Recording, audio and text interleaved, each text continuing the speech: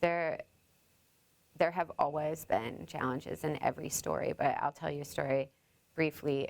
I was once covering the shark finning industry in Central and South America, and I was down in Ecuador, and there are these like big warehouses where they would dry out shark fins. And at this point in my reporting, you know, shark finning is causing all this environmental damage. There's human trafficking in the industry. It's largely a nasty industry, right? But what hadn't quite struck me is like who works in this industry, right? I'm just sort of thinking of the industry as a thing, as this like big kind of bad thing. So I'm looking for these warehouses, and I'm knocking on the doors. And the first warehouse that I, you know, get to, there's guards and stuff, and you know, they're like, "Get out of here, you're a journalist." You know, everything you'd expect from a somewhat shady industry.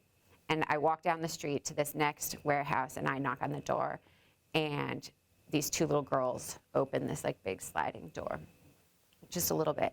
I say, "I'm Sarah, I'm an American journalist. Is your dad around?" I'm assuming these are his kids, right? They say, "Yeah." They pull their dad in, and the dad looks at me, and he knows immediately, this is an American journalist. She can only possibly be here about shark fins. This isn't going to go well for me. But he can't say no because his kids are so excited that a journalist is here to talk to their dad. And I'm having this moment where they're begging him to talk to me. And he's having this moment where he knows he shouldn't, but he decides to, and he throws open the door of this giant warehouse. It's probably the size of a soccer field inside.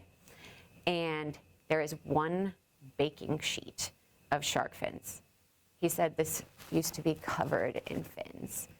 And journalists like you have put pressure on the industry, and all of these bans internationally on shark fins have meant that we're not getting as many fins in, and I can't send my daughters to school anymore.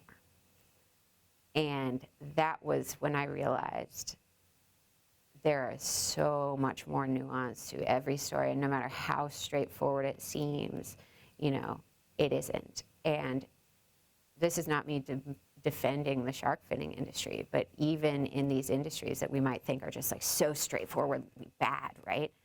They're not. There are people that depend on it. There are kids that depend on that to go to school.